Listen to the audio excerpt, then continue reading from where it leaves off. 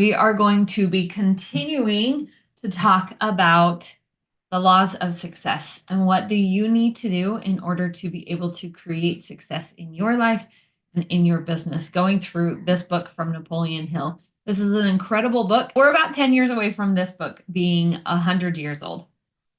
And so what do we do today? What things are similar? What has new research shown us about creating these laws of habit in today's world? And what do you need to do to get everything in your mind lined up so that you can be in alignment with creating the success that you desire? Today, we're going to be talking about law of success number 4, which is all around the habit of saving. And so we're going to be getting into more than just financial things. But how many of you have been in a place where you've ever thought, I wish that I had financial freedom? I work with clients all the time who are picking up little side jobs, who are doing little side hustles because they want to be able to increase their income in order to be able to create that financial success. But they come to me because they aren't getting the financial success that they are looking for. They continue to fall short of what it is that they need. And so if we go back all the way to the beginning, the very first law of success, we talked about the fear of lack. When you're in a space where you fear this lack, it doesn't matter how much income you have. It doesn't matter how much you go about trying to create this financial freedom. If you are entertaining the fear of lack, you will always fall short of creating that financial freedom. And it comes down to one very simple principle that we're going to get really deep into this morning. Very first thing, we're going to talk about habits.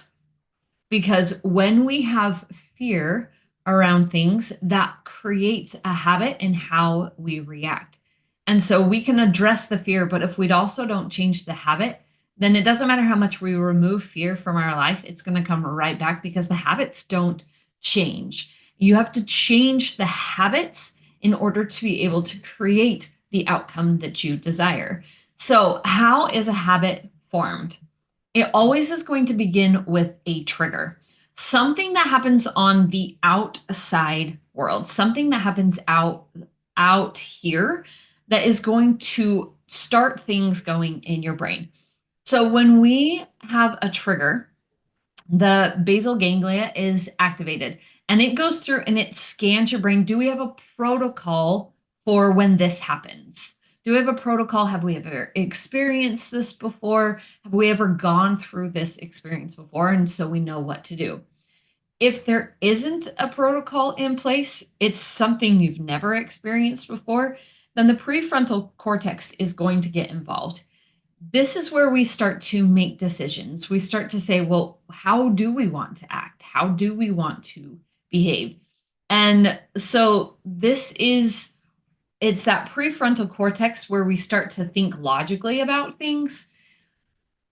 And then once that decision has been made a handful of times, it depends on the situation. It could be 1 or 2 times. It could be 3 or 4 times, maybe 5, 6, 7 if it's something that's very complex. But once that decision has been made, a protocol is formulated that goes back to the basal ganglia, which is actually right about the center of your brain. And that protocol is now in place.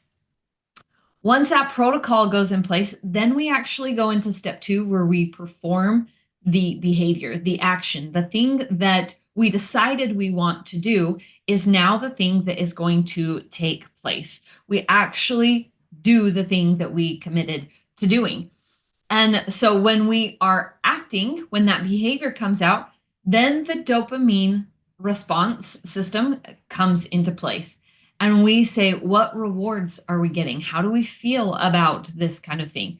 And it is all based off of feeling, whether that feeling is pleasure because we want to do more of those things, or if it's pain, I want to avoid those things. Your brain registers pain and pleasure actually very similar, if not the same, because it's saying, oh, when this happens, here's the cause, here's the effect. And if I don't want the effect, we're going to avoid it. If I want the effect, then we're going to want to do more of those things. And so that dopamine is released. And that's what triggers the third step in a habit formation, which is all about that reward. This is our payoff for whatever it is that we're doing, the benefit that you receive because of the action. So all of this is happening pretty instantaneously. Your brain does all of this so fast, really, before you ever have a chance to think about, is that the way that I want to behave? And the more things we do habitually, and so the more steps that you take, we've done this so much, we don't even think about the reward that happens. Your brain just gets that dopamine hit and we move on to the next thing. And you don't even consciously think about it anymore. But if we were to break it all down, that's exactly what's happening in your brain. Every time we have a decision that needs to be made or we are performing a habit. And so, as we're talking about creating success, maybe you're wanting to create success in your business. Maybe you're wanting success in your family. Maybe you have a personal goal that you want to create success. This habit formation, that what we just went through, the trigger behavior and reward, is happening around all of those things. But today we're specifically talking about the habit of saving and how do we create that financial success that you have been hoping for. This habit formation that we've just gone through is absolutely in play with your finances. It absolutely is something that happens without you consciously even thinking about it. So we want to be able to create this financial success. We want to be able to be in a place where we have more money than we have month. We have more money than we know what to do with, and we can achieve our dreams. We can do the things that we desired. The problem is most people are going to talk about poverty more than they talk about financial freedom. We're going to think about poverty more than we think about the success around savings. We're going to accept that this is just how life is. And I'm trying to change it, but this is reality. And that reality becomes the driving force behind everything that we do.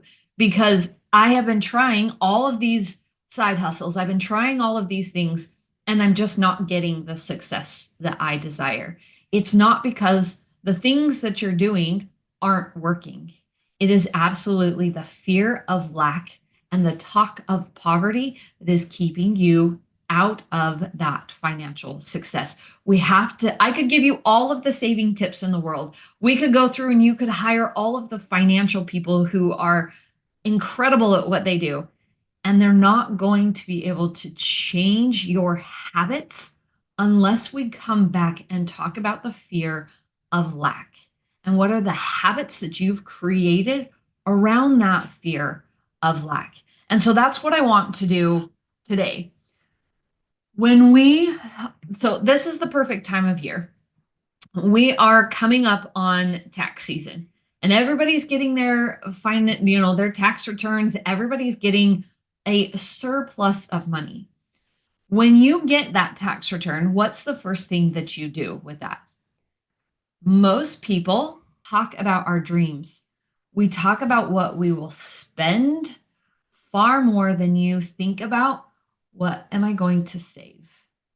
Saving is the thing that creates financial success, not spending.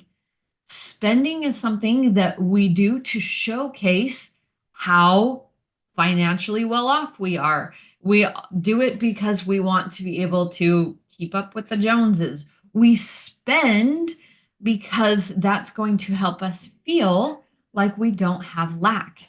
But it is not the spending that creates the opposite of lack. It is in the saving that allows us to be able to banish that fear and have more than what we need because you have the ability to save. You created a habit of saving.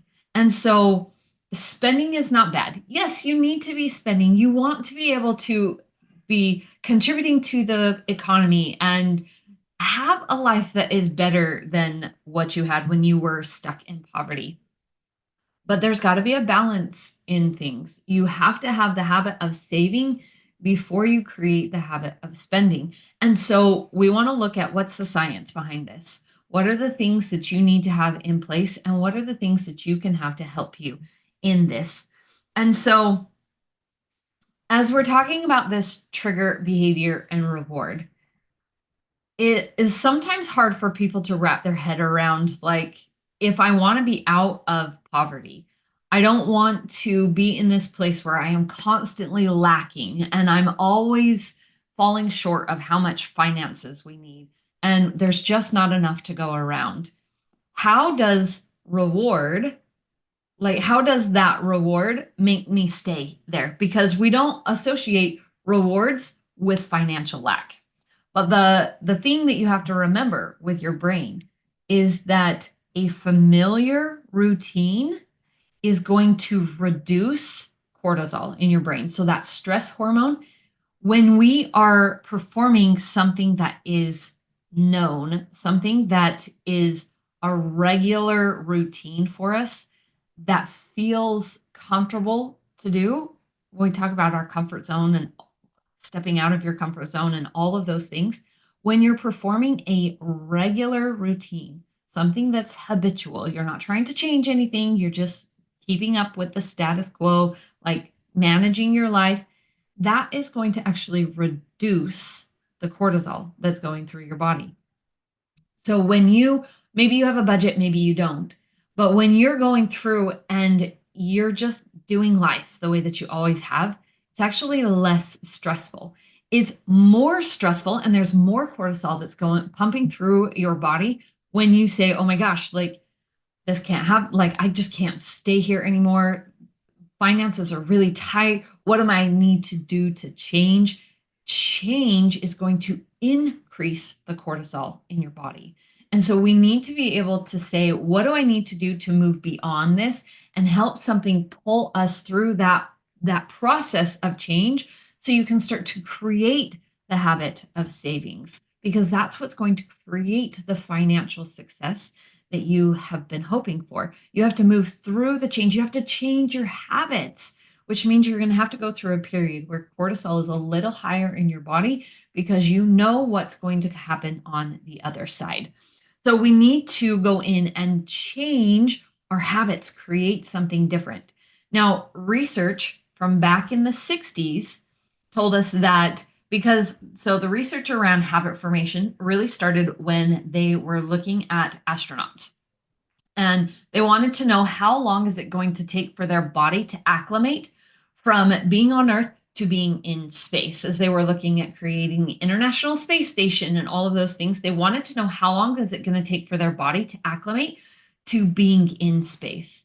And if you've ever heard it takes 21 days to form a habit, that's the research. That's where that number came from. How long does it take an astronaut to acclimate from being in on Earth to acclimate being in space? 21 days is what they found.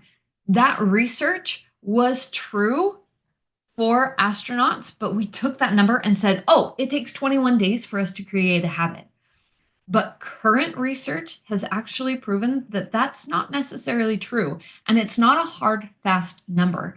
There has been research done from 2018 all the way through 2022. So this is current research that says this, and they said habits take 18 to 254 days in order to form, depending on the complexity of it, depending on the emotion that is tied behind it. It can take anywhere from 18 to 254 days to create this new habit.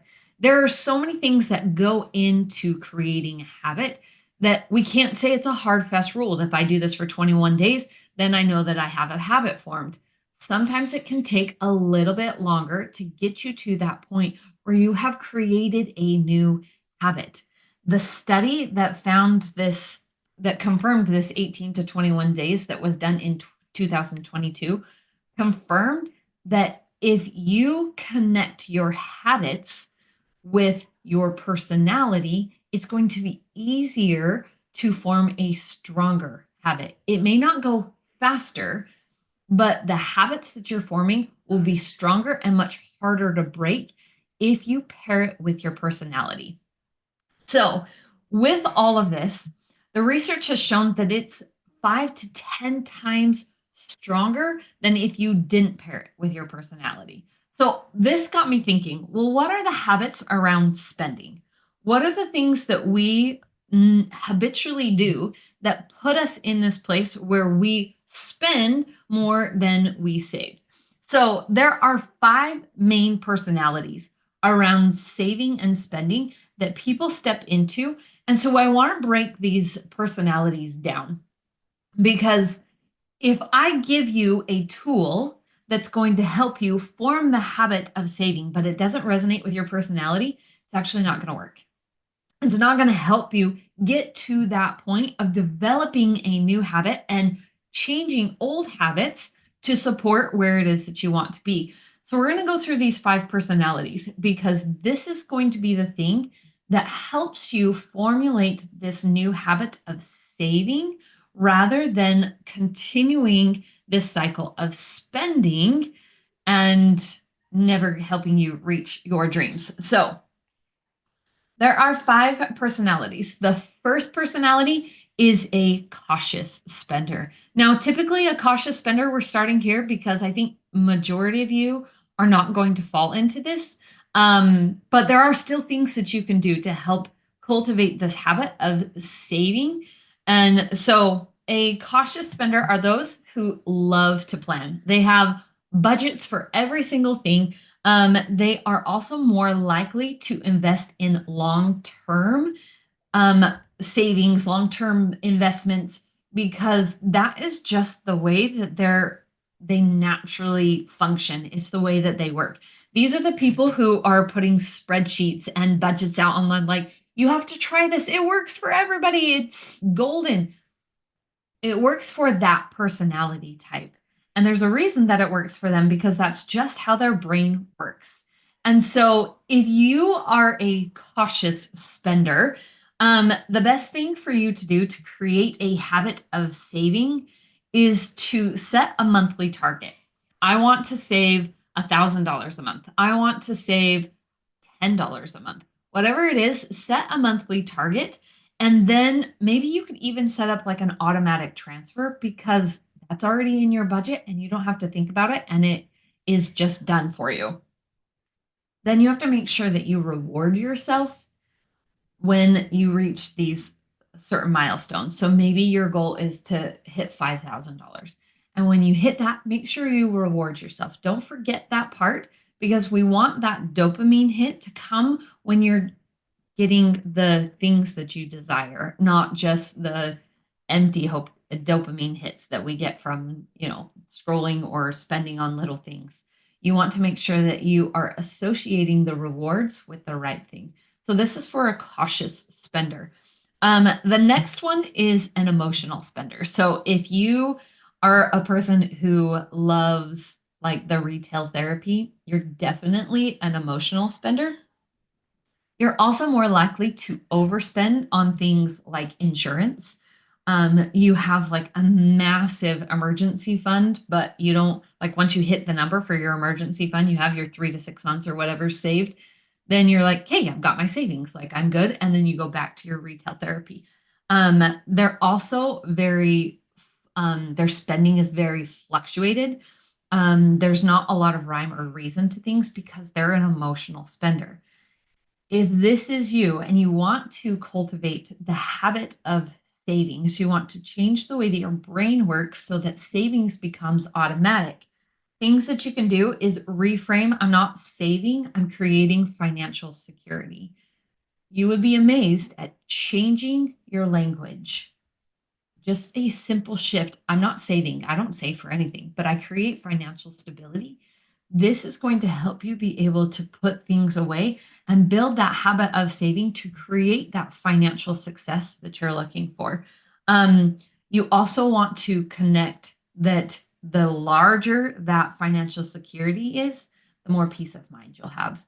And so, what happens in our brain is we go into thinking like, oh, if I take this money out of my budget and I put it in a savings, I put it in that financial security, the fear of lack steps in, but I'm not going to have money now. You have to connect that peace of mind with the savings portion, and that's going to help you start to formulate that habit of savings. Remember, it's not going to take 21 days.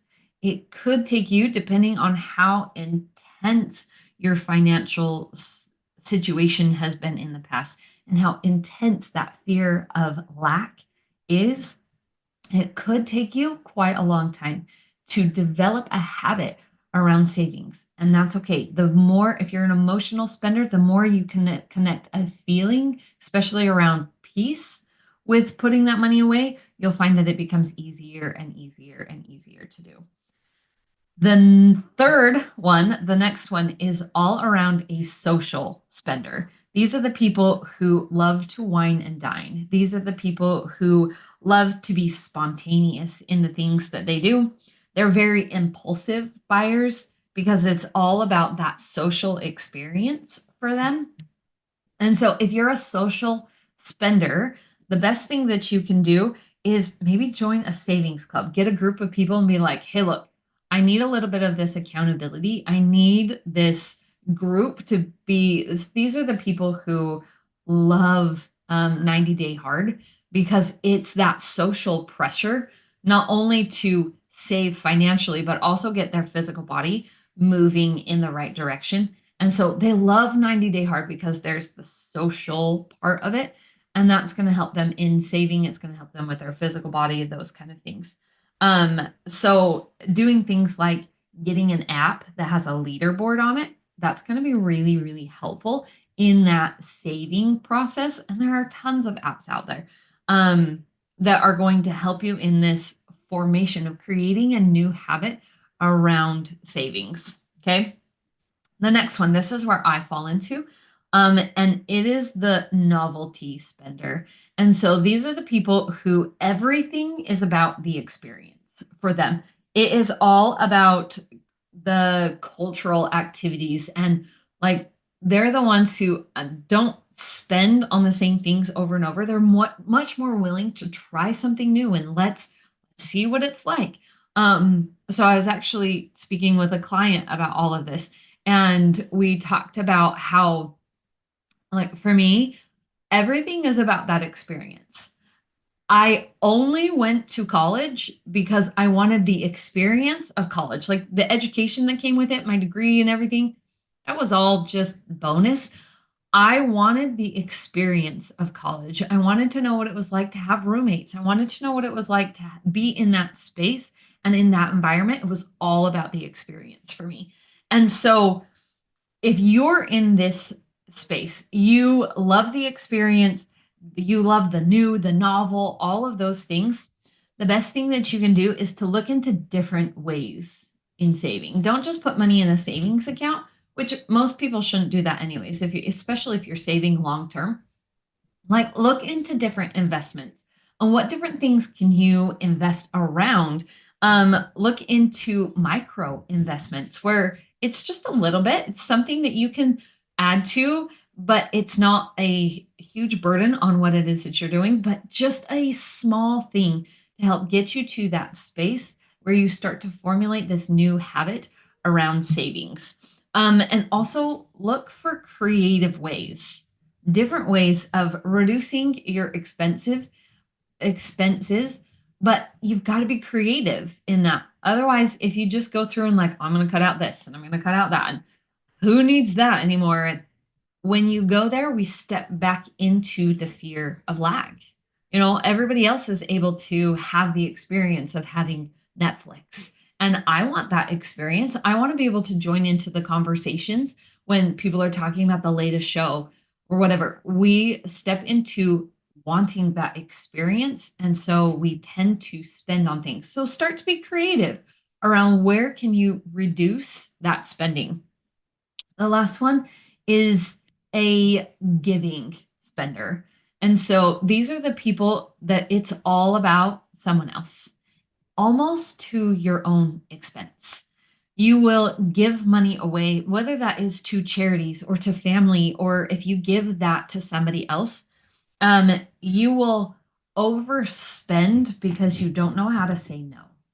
So this is not necessarily a lecture on you just have to say no and stop people pleasing and all of those things, but someone who's in this space of being a giving spender is going to put their own needs far below giving to others, and it will end up hurting their own path in this way of I have to spend for others. So if you want to cultivate the habit of saving, the best thing for you to do is to create a shared goal. What is something that you can save for someone else? Connect it to how is my savings going to benefit somebody else? And so these are the people who have like 20 beneficiaries in their will. And these are the people like everybody has to have something. And so, if you are in this space of giving, what can you do to help visualize that this nest egg that you're creating for your future, how is it going to benefit other people? When you work with your personality to formulate a new habit, it's going to be not only easier to create that habit, but that habit is going to be so much stronger because we're honoring you and your body. We're honoring how your brain is naturally wired instead of coming in and adding in the shame of like, oh, well, I just need to stick to a budget and oh, I can't spend on all of these extra things. No, no, no. We're going to remove all of that. I want you to formulate a habit in a way that's going to work best for you, work best for your personality. When you can step in to that space, when you can create success because we know how your brain works, that is when everything is going to begin to change.